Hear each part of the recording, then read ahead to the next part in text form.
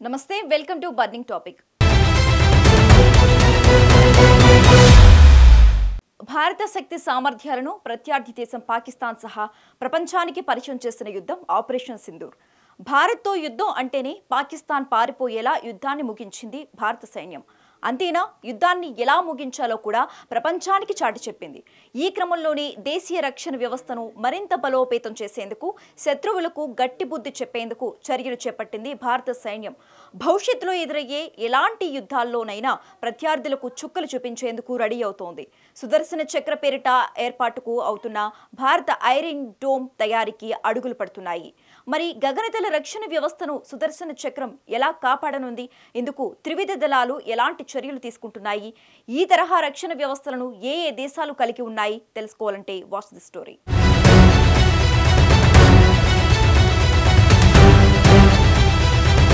యుద్ధం ఏ వైపు నుంచి ఏ టైంలో ఎలా వస్తుందో అంచనా వేయడం కష్టమే. పహల్గాం దాడి ఇదే స్పష్టం చేసింది. పక్కా ప్లాన్తోనే పర్యాటకులపై దాడితో పాకిస్తాన్ యుద్ధానికి కాలు దువ్వింది. ప్రతిగా పాకిస్తాన్ కు ముచ్చెమటలు పట్టించిన భారత్ కాళ్లబేరానికి వచ్చేలా దాడులు చేసింది. ఇలాంటి పరిస్థితుల్లో భవిష్యత్తులో ఎప్పుడు తలెత్తినా సిద్ధంగా ఉండేలా ప్రత్యర్థులు ఆయుధాలను చిత్తుగా చేసేలా ప్రణాళికలు మొదలుపెట్టింది రక్షణ శాఖ.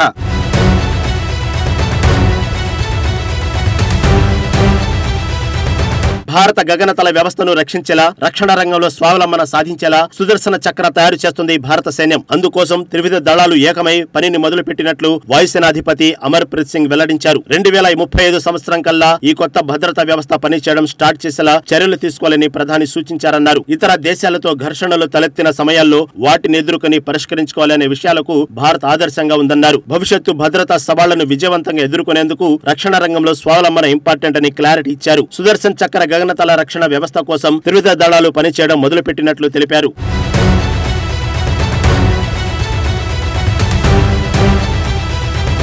యుద్ధానికి అర్థం చెప్పిన ఆపరేషన్ సింధూర్ ను చూసి ప్రపంచ దేశాలు నేర్చుకోవాలని air marshal chief AP Singh తెలిపారు. యుద్ధం ఎప్పుడు ప్రారంభించాలి, ఎప్పుడు ముగించాలి అనే దానికి ఆపరేషన్ సింధూర్ ఓ ఎగ్జాంపుల్ అని తెలిపారు. స్పష్టమైన లక్ష్యంతో భారత్ ఆపరేషన్ సింధూర్ ను ప్రారంభించిందని, అది నెరవేరగానే ఘర్షణను నిలిపివేసిందని ఏపీ సింగ్ అన్నారు. ప్రపంచ దేశాలు ఈ విషయాన్ని భారత్ నుంచి నేర్చుకోవాలని సూచించారు. उन्होंने कहा हमने इतने जेट गिराए, आपने कुछ नहीं बोला. मैं अभी भी कुछ नहीं बोल रहा हूँ उसके बारे में, और ना मैं बोलना चाहूंगा. अगर वो सोचते उन्होंने मेरे 15 जेट गिराए हैं, उनको सोचने दो.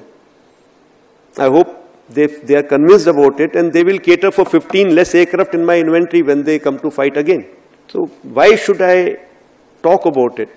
तो मैं उसके बारे में आज भी कुछ नहीं बोलूंगा कि क्या हुआ, कितना नुकसान हुआ, नहीं हुआ, कैसे हुआ, क्या, कुछ नहीं बताना चाहिए, क्योंकि उनको पता करने दो ना. जैसे हम भी तो कुरेद के निकाल रहे हैं ना, हमने क्या कर पाए हम लोग, तो उनको भी निकालने दो. लेकिन ये बात आपको सब बड़ी क्लियर है कि आपने कोई एक ऐसी पिक्चर देखी है जहां पे हमारे किसी एयरबेस में कुछ गिरा हो, कुछ लगा हो, कोई हैंगर डिस्ट्रॉयड हो, कुछ हो? जो इतनी सारी पिक्चर्स हमने उधर की दिखा दी, वैसे एक भी पिक्चर वो नहीं दिखा पाए हमें. सो उनका जो नैरेटिव है वो आई थिंक उनके जो वो मनोहर कहानियां हैं. सो चलने दो, अच्छा है, उनको खुश रहने दो. एंड मे बी उनको अपनी पब्लिक को कुछ दिखाना है अपने साख बचाने के लिए. मेरे को कोई उससे फर्क नहीं पड़ता.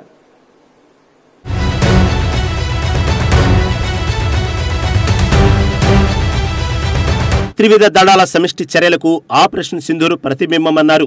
IAF chief air chief marshal AP Singh ఇదే స్ఫూర్తితో భవిష్యత్తు లక్ష్యాలను సాధించేలా సుదర్శన చక్ర పనిని త్రివిధ దళాలు స్టార్ట్ చేసినట్లు ఆయన వెల్లడించారు. ఇక ఇదే సమయంలో పాకిస్తాన్ ను సేనాధికారి ఉపేంద్ర ద్వివేది తీవ్రస్థాయిలో హెచ్చరించారు.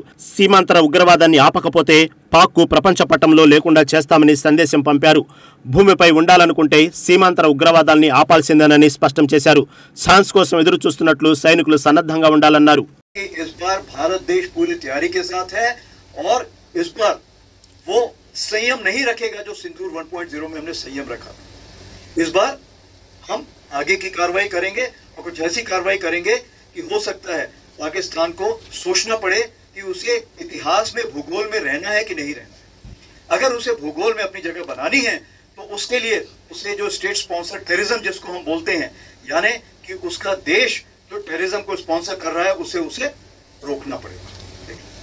तो आप अपनी पूरी तैयारी करके रखिए, और अगर परवरदिगार चाहेंगे, भगवान चाहेंगे, वाहेगुरु चाहेंगे तो बहुत जल्दी ही आपको मौका मिलेगा.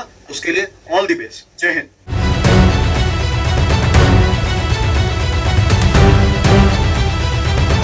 ఇలా పక్కలో బల్లెంలా మారిన పాకిస్తాన్కు స్ట్రాంగ్ బుద్ధి చెప్పడంతో పాటు ఆ దేశంపై మరోసారి యుద్ధం చేయాల్సి వస్తే భారత శక్తి సామర్థ్యాలను మరోసారి చాటి చెప్పాల్సిన అవసరం ఎంతైనా ఉంది. ఈ క్రమంలో పాకిస్తాన్ ఆయుధాలను ధీటుగా ఎదుర్కొనేందుకు కూడా రెడీగా ఉండాలనే సుదర్శన చక్రమును ప్రతిపాదించారు. ప్రధాని మోదీ దాని తయారీ దిశగా అడుగులు పడగా 2035 నాటికి పూర్తి చేయాలని పనులు ప్రారంభించాయి త్రివిధ దళాలు.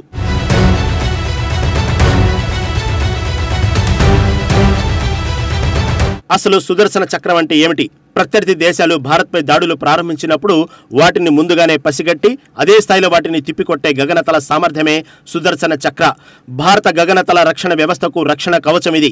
యుద్ధ సమయంలో శత్రువు విద్యుత్ గ్రిడ్లు, కమ్యూనికేషన్ నెట్వర్కు, ఆహార నీటి సరఫరా, వైద్య పరిరక్షణ, రైల్వే స్టేషన్లు, రక్షణ వ్యవస్థలను లక్ష్యంగా చేసుకుని దాడులకు దిగే ఛాన్స్ ఉంది. ఇక ఆ సమయంలో వీటిని రక్షించుకోవాల్సిన అవసరం ఎంతైనా ఉంది. పహల్గాంలో అమాయక పౌరులను ఊచకోత కోసిన ఉగ్రవాదుల భరతం పట్టేందుకు మే నెలలో ఆపరేషన్ సింధూర్ పేరిట భారత్ పాక్లోని ముష్కర ఘటాల స్థావరాలను, వైమానిక శిబిరాలపై దాడి చేసిన సంగతి తెలిసినదే. ప్రతిగా పొరుగు దేశం స్వల్ప శ్రేణి పతావన్ పతా 2 క్షిపణుల రాకెట్లు, డ్రోన్లను భారత్ పైకి భారీగా ప్రయోగించింది. కానీ వీటిని భారత గగనతల రక్షణ వ్యవస్థ అడ్డుకుంది.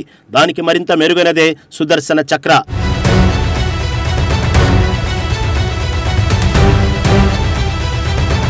భారత్ వద్ద ఇప్పటికే integrated air command and control system IACCS ఉంది. ఆపరేషన్ సింధూర్లో పాక్ దాడులను తిప్పికొట్టడంలో ఇది కీలక పాత్ర పోషించింది. ఇది పూర్తిగా ఆటోమేటెడ్ రియల్ టైం గగనతల రక్షణ ఆదేశిక వ్యవస్థ. ఇందులో వివిధ సెన్సార్లు, రాడార్లు, ఆయుధ వ్యవస్థలను అనుసంధానం చేశారు. ఇది భారత గగనతలంపై నిరంతర నిఘాతో ఎప్పటికప్పుడు సమగ్ర చిత్రం ఆవిష్కరించింది. భూతల, గగనతల, నౌకదళ ఆయుధ వ్యవస్థల మధ్య సమన్వయానికి వీలు కల్పిస్తుంది.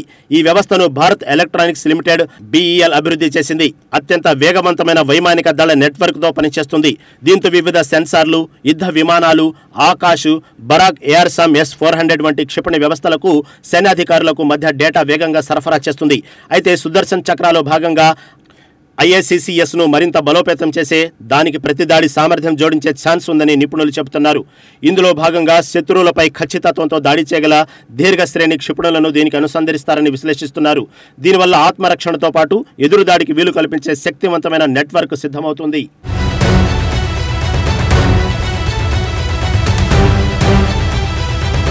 అయితే ఇది ఇజ్రాయెల్కు చెందిన ఐరన్ డోమ్ వ్యవస్థ కన్నా మెరుగ్గా ఉంటుందని భావిస్తున్నారు.